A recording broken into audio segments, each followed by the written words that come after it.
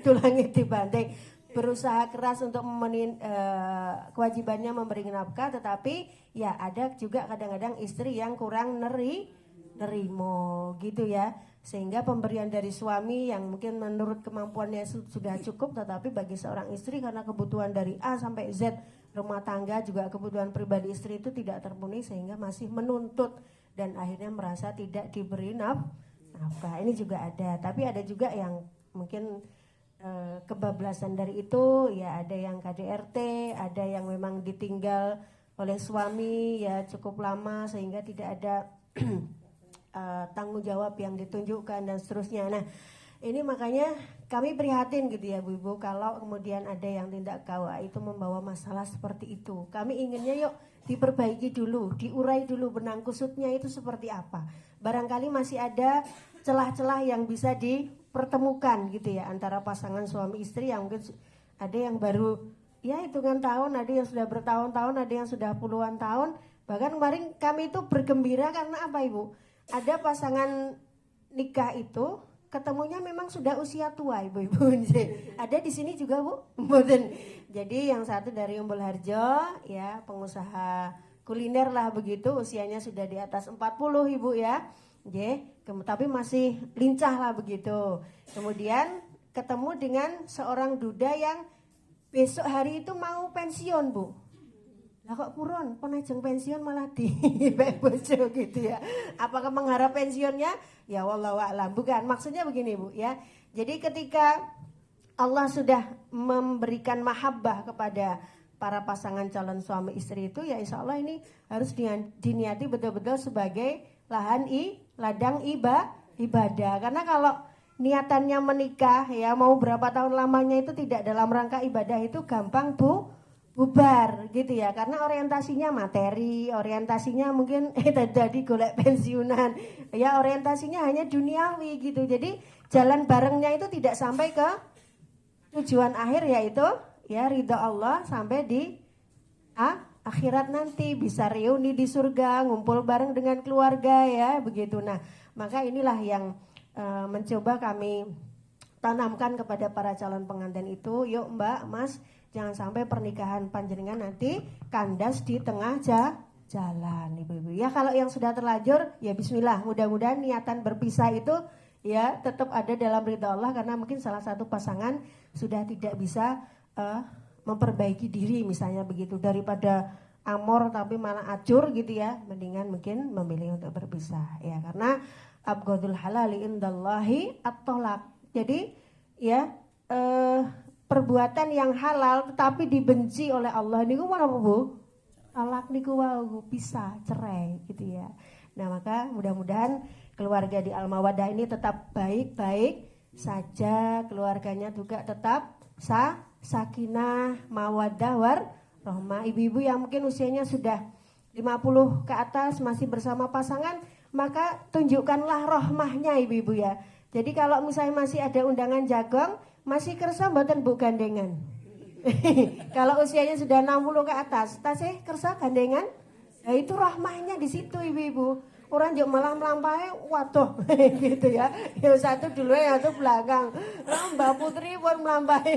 Ya Allah, ada itu contoh di internet itu, masih disuapin ya, digandeng gitu ya, dilus-elus gitu ya, tidur di pangkuan. Itu bentuk rahmah kasih sayang di usia tua Ibu-ibu. Jadi boten namung pas nom gitu ya, berkasih sayang itu tapi justru sampai ya menua bersama katanya gitu ya Bu ya, dalam suasana yang sakinah mawaddah warahmah. Itu nanti akan ditiru oleh putra wayah kita kan begitu ya.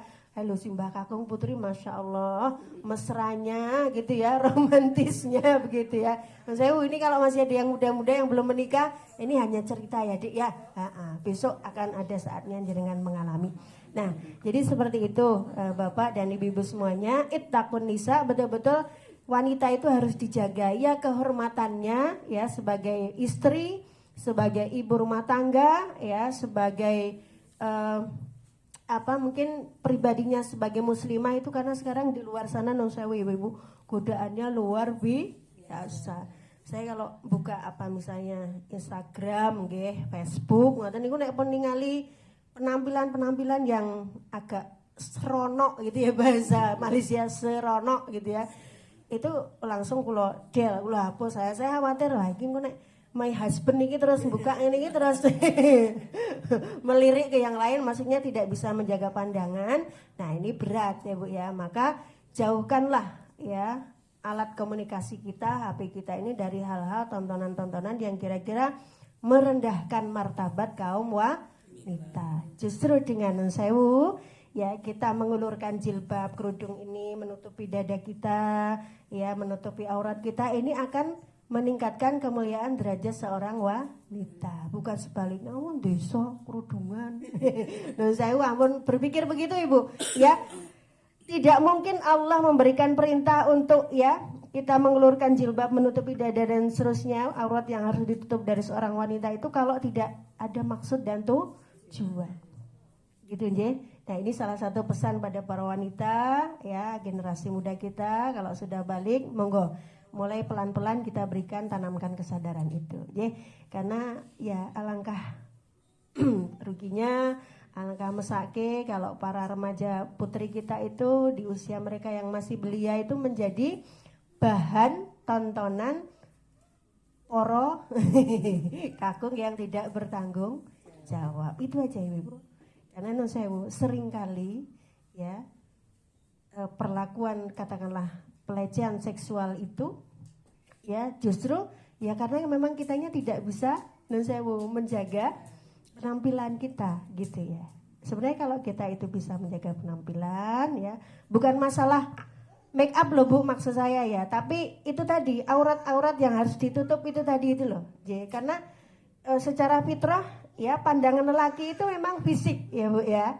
Pandangan laki memang fisik. Nah, makanya kalau remaja kita itu sekarang kok banyak yang belum bisa menjaga dirinya berpenampilan yang rapi, yang bisa menutup aurat, itu khawatir ya ini persoalan pergaulan itu menjadi tidak ya karu-karuan begitu ya. Ini yang ikut kami pesankan kepada ibu-ibu semuanya, Mbak Putri monggo remaja putri, anak-anak perempuan kita dijaga, jangan sampai mereka menjadi korban dari pergaulan yang terlalu bebas dan tidak terarah.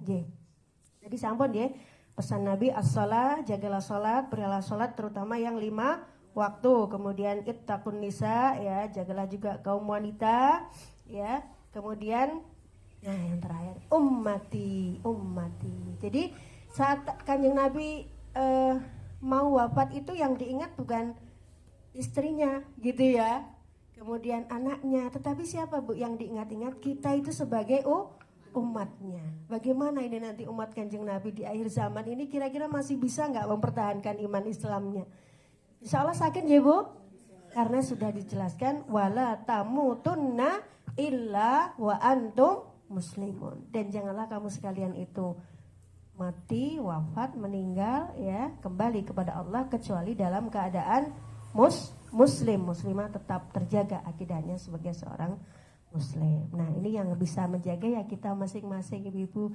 Jangan sampai hanya karena rupiah kita menjual akidah. Mahal sekali ibu-ibu akidah kita itu ya, dibandingkan dengan emas, permata, berlian apa gitu ya.